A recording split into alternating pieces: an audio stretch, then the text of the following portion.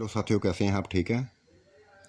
खौफनाक चुड़ैल किस्त नंबर 23 पार्ट 23 पेशी हिदमत है। इसके बारे में भी आपने राय दीजिएगा। बच्ची का यूं देखना मुझे बस परेशान करके था, हैरान करके था। और ये बिल्किस बेगम ने देख लिया था। वो उठी थी,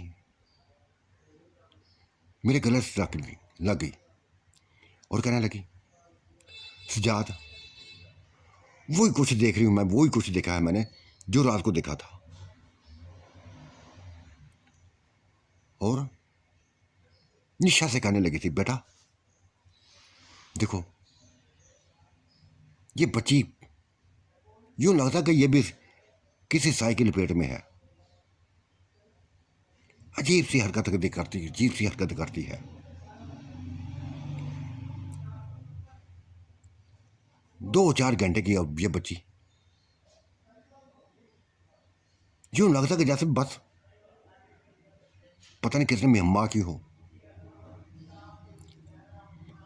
आंटी प्लीज ऐसी बातें मत करो, कुछ भी नहीं है इसके अंदर, ना कुछ साया सवार है इसके ऊपर, ना ये साया की लपेट में है। हाँ बस बात से बातें करके बस परेशान कर देती हो।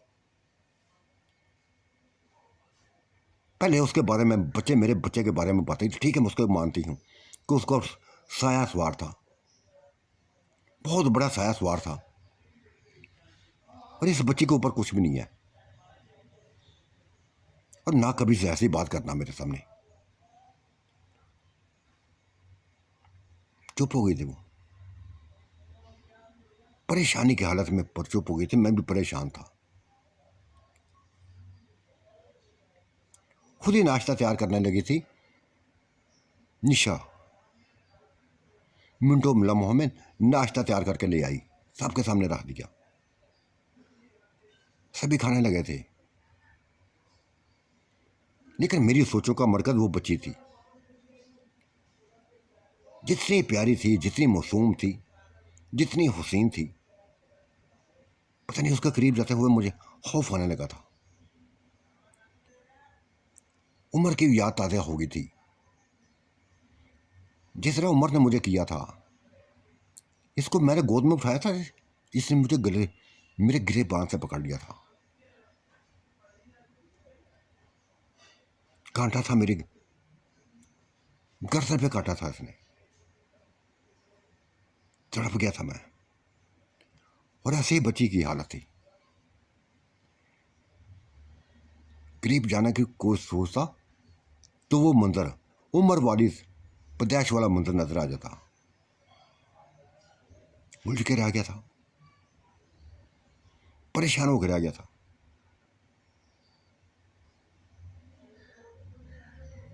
परेशानी बढ़ती जा रही थी, खासकर उम्र की। बस उसकी ऐसी ऐसी हरकतें, ऐसी ऐसी हरकतें, जीबो गरीब हरकतें। बच्ची को ना छोड़ता था, फसलों में ले जाता, बच्ची को उठाए दरख्तों पर चढ़ जाता था। हैरत वाली बातें, खौफजदा कर देने वाली बातें थी। और बच्ची ऐसे मनूस हो गई थी, ऐसे उसके साथ बस मनूस हो गई थी, क्या बताऊं।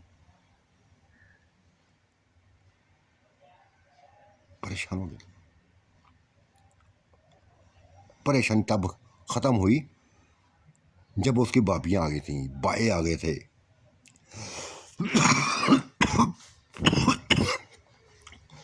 उनके आने से बल्किस बेगम होश हुई थी। 2-3 साल बाद आए थे। गले लग लग के प्यार किया था। भाइयों के भी गले लगी थी, भाभियों के गले लगी थी, बच्चों को भी प्यार किया था उनके। उसी के घर से लगे थे। निशा के उसके बल्किस बेगम घर से लगे। खूब मेहमानवाजी करने लगे थे। हाथ से पढ़कर मेहमानवाजी कर ली। एक दिन रहे, 2 दिन रहे, हंसती मुस्कुराती, बस बिल्किस बेगम मुझे अच्छी लगने लगी थी। कम से कम उसका ध्यान तो बटा था। चेहरे से परेशानी तो खत्म हुई थी। जो वाकया या बीत रहे थे वो उनमें से तो निकली थी बात।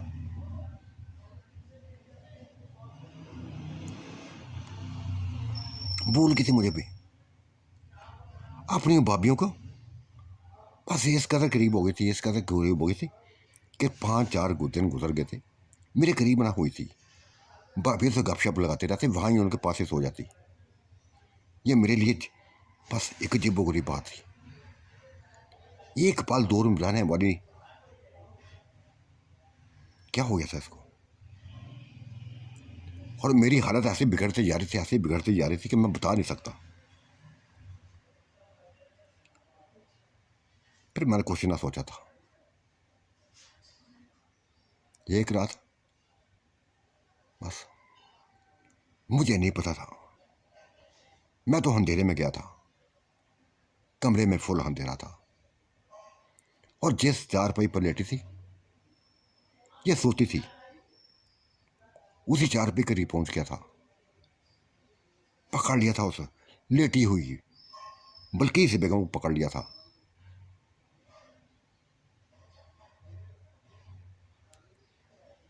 बुरी तरह से नोच डाला था उसको, नोचता ही रहा, नोचता ही रहा। और वो जब बस अजीब गरीब आवाजें निकालने लगी थी, परेशान हो गया था मैं। यूं लगा था कि जैसे भी बल्किस बेगम ना हो, कोई और हो। लेकिन वो छोड़ नहीं रही थी, वो मुझे छोड़ नहीं रही थी। पकड़े ऐसे ही रखा हुआ था उसने मुझे, जैसे बल्किस बेगम पकड़ती थी मुझे। नहीं छोड़ी थी मैं अपना काम करता जा रहा था, अपना काम करता जा रहा था। लेकिन ये बल्किस बेगम का जिस्म ना था, बल्किस बेगम का जिस्म ना था, वो ना थी।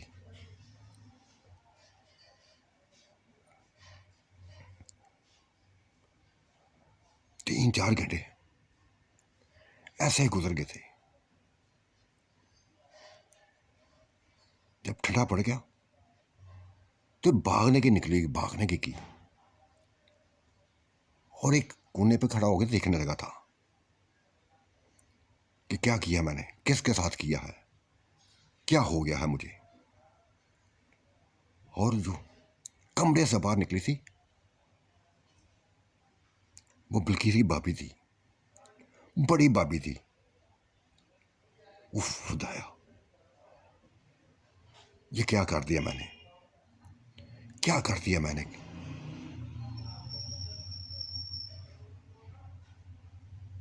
उसने मुझे देख लिया था, देख लिया था उसने मुझे। और मुस्कुराती हुई वॉशरूम में चली गई थी। बेहद परेशान हो गया था कि अगर बिल्किस बेगम को पता चलेगा, उसको पता चलेगा तो क्या कहेगी, क्या सोचेगी।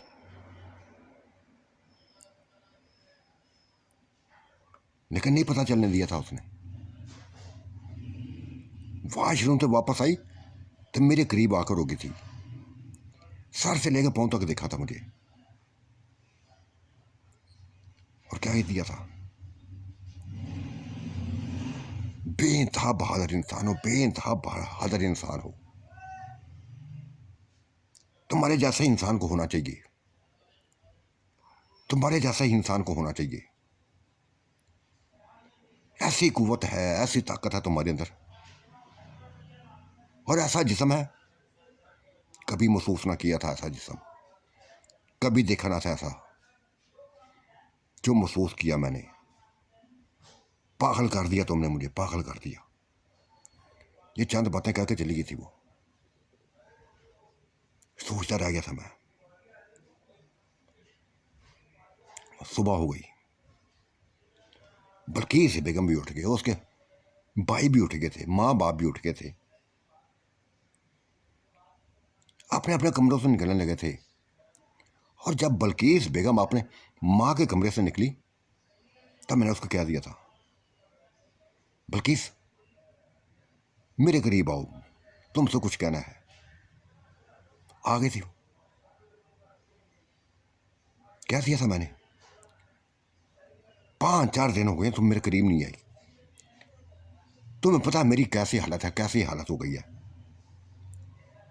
जानती हूं तुम्हारी हालत को, सजाद जानती हूं, अपनी हालत को भी जानती हूं, तुम्हारी हालत को भी जानती हूं। नहीं आने दिया ना उन्हें, 4-5 दिन से कोशिश करती हूं, लेकिन रोक लेते हैं। ऐसी बातों में लगा देते हैं, ऐसी बातों में लगा देते हैं कि बस क्या बताऊं। और मुझे पता होता कि जैसे तुम निशा के पास हो, उसी के पास हो। इसका मतलब था कि रात को जो कुछ भी हुआ, जो कुछ भी हुआ, बल्कि इसके साथ नहीं हुआ था, इसके साथ नहीं हुआ था। कोई बात ना की थी, निशा के घर चला गया था।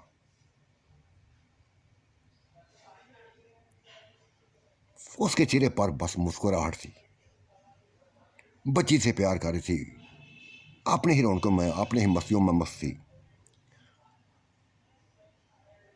जैसे उसको तोहफा मिल गया हो, बेइंतहा बहुत प्यारा तोहफा मिल गया हो, और बच्ची थी भी तोहफा।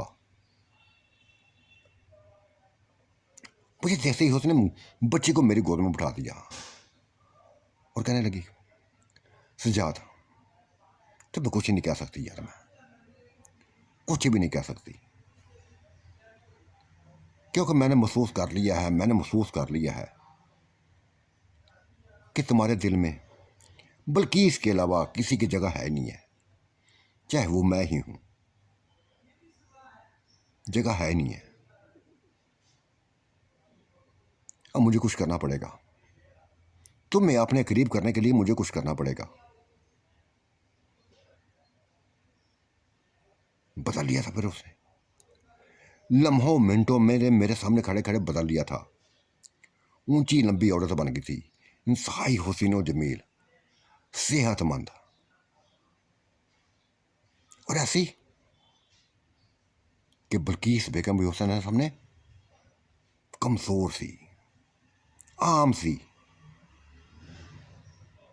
लगने लगी थी। ये हसीनो जमील अपने पसंद की औरत को देख के बस कैसे बर्दाश्त करता मैं। हालांकि पूरी रात गुजार के आया था मैं किसी के साथ, लेकिन वही ताकत, वही जो निशा ने खुद ही दी हुई थी, निशा को ऊपर इस्तेमाल कर दी, छोड़ दिया था, पकड़ लिया था। वो हंसी जा रही थी, हंसी जा रही थी, बहुत बड़े वजूद के साथ, बहुत ऊंची लंबी औरत के साथ, और ऐसे वजूद के साथ बस क्या बताऊं, बुला दिया था उसने, मुझे बुला दिया था, यहां तक कि निशा को बुला दिया था। और उसकी भाभी जिसके साथ वक्त गुजारा था उसको बुला दिया था। ऐसा नशा था इसके अंदर, खुद ही इसने नशा पैदा कर दिया था।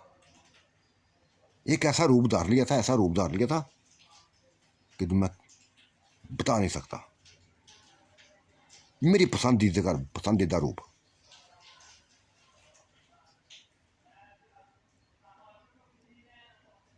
उफ, ना जो वो छोड़ी था ना मैं छोड़ा था उसको। वो हंसती जा रही थी, मुस्कुराती जा रही थी। 3-4 घंटे बस गुजार दिए उसके साथ। ठंडा पड़ गया था तो वो मुस्कुराते हुए बोली थी, हाँ कैसा लगा ये, कैसा लगा ये सब कुछ, कैसा लगा जिसम मेरा, कैसा लगा वजूद मेरा, कैसा लगा कद मेरा। निशा बेइंतहा कमाल की हो, बेइंतहा कमाल की हो। मुझे कमजोर जिस्म नहीं चाहिए, ऐसा जिस्म चाहिए था। पहले ही ऐसे जिस्म बना लेती, कम अज़ कम मैं बल्कीस बेगम के करीब ना होता, किसी और के करीब तो ना होता, तुम्हारे ही करीब जाता। बनाऊंगी, अब हर रात ऐसे करूंगी। ये बल्कीस बेगम को बताने के लिए, उनके मेहमानों को बताने के लिए मुझे दोबारा असली हालत में आना पड़ेगा कि किसी किस्म का शक ना करें मेरे ऊपर। हाँ, एक बात है, मैं अपने बच्चों को लेके जाती हूँ, फिर एक औरत के रूप में, इसी रूप में आऊंगी। बच्चों को बच्चे ये होंगे, इसी रूप में आऊंगी। और बस जो समझना कि बस मैं ही हूं। मैंने कह दिया था, ठीक किया, ठीक कहा है। लेकिन निशा का क्या कहोगी, क्या बताओगी? कहूंगी मर गई, वो मर गई है, खत्म हो गई है।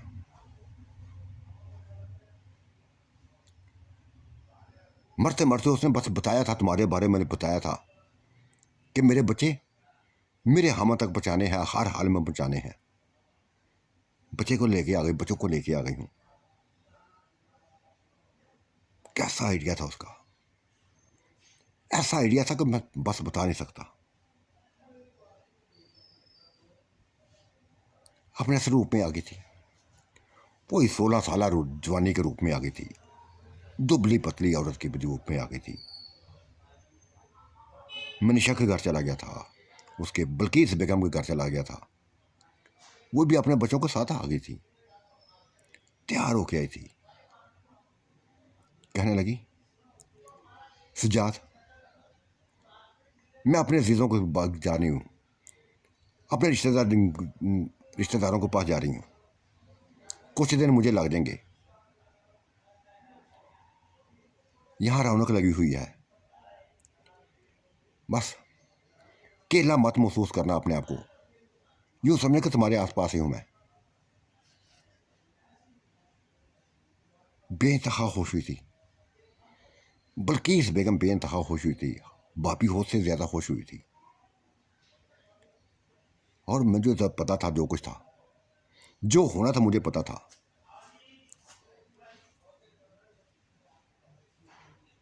अलविदा किया था मैंने, गाड़ी बाहर आ गई थी, चली गई थी वो, बच्चों को लिए साथ चली गई थी। बल्कीस बेगम ने उसके जाने के बाद शुक्र अदा किया था, सजाद शुक्र है कि इन बच्चों से जान छूटी। ये तो शुक्र है कि किसी बापी को, बाई को शक नहीं पड़ने दिया इसने। आपसी हालत में रहे हैं बच्चे। हाँ यार, लगता बच्चे समझदार हैं, कुछ भी महसूस नहीं होने दिया उसने, ना निशा ने महसूस होने दिया, ना इसने, उन बच्चों ने।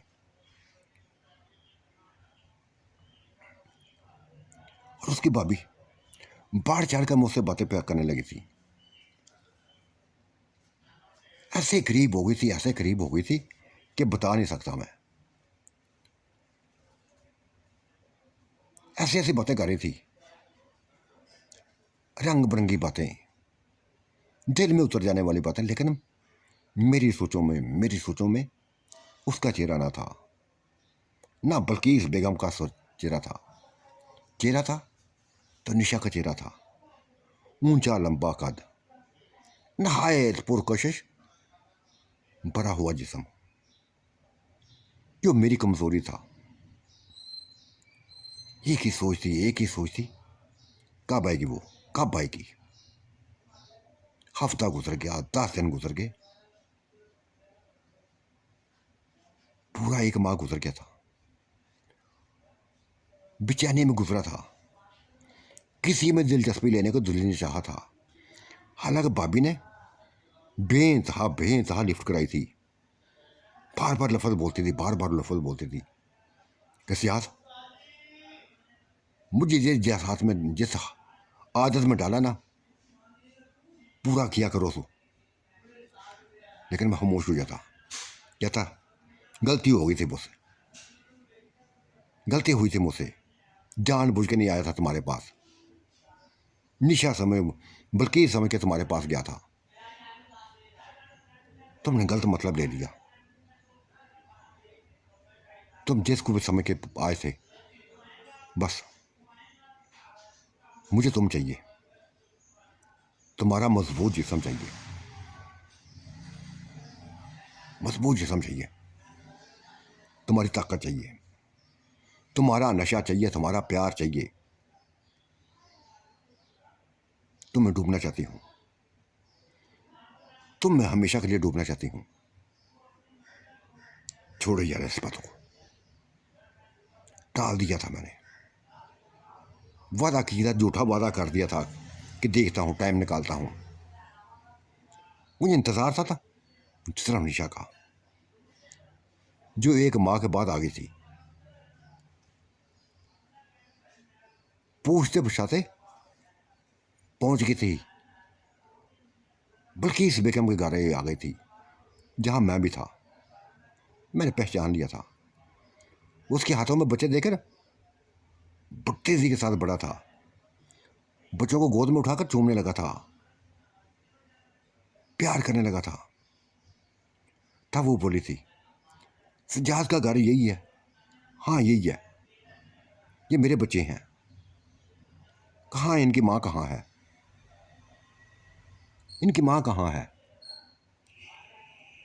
मेरी बात सुनकर बस परेशान हो गई थी, अफसुर्दा सी हो गई थी। वो इस दुनिया में नहीं है,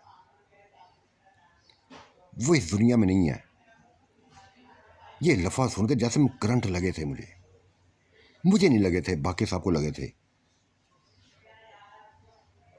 उसकी मौत की खबर एक हादसा थी, कैसे मरी, क्या हुआ, बताओ मुझे, मुझे खबर तक ना हुई। तुम कौन हो, तुम मैं पहली दफा देखा है, दोस्त हूं मैं उसकी, मेरे पास आती रहती थी, जब भी शहर आती थी मेरे पास आती थी, बहुत बड़े दोस्ती। मैं उसको बच्चों की तरह समझती थी, अपने बच्चों की तरह समझती थी, बेइंतहा प्यार करने वाली थी, बेइंतहा मोहब्बत देने वाली थी, तुम्हारी बेइंतहा तारीफें करती थी, हाथ से बढ़कर तारीफें करती थी।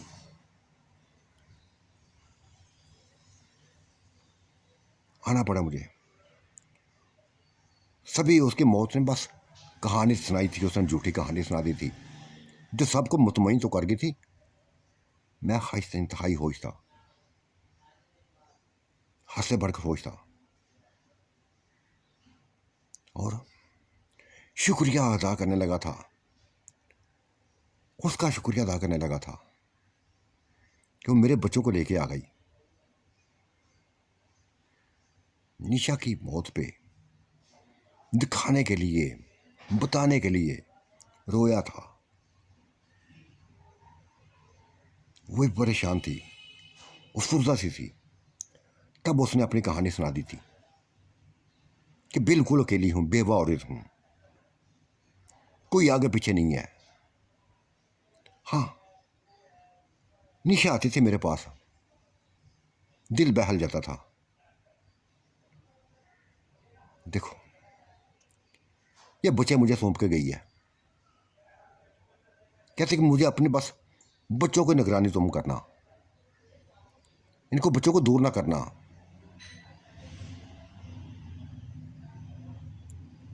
अब मैं इसी घर में रहूंगी, इन्हीं बच्चों के पास रहूंगी।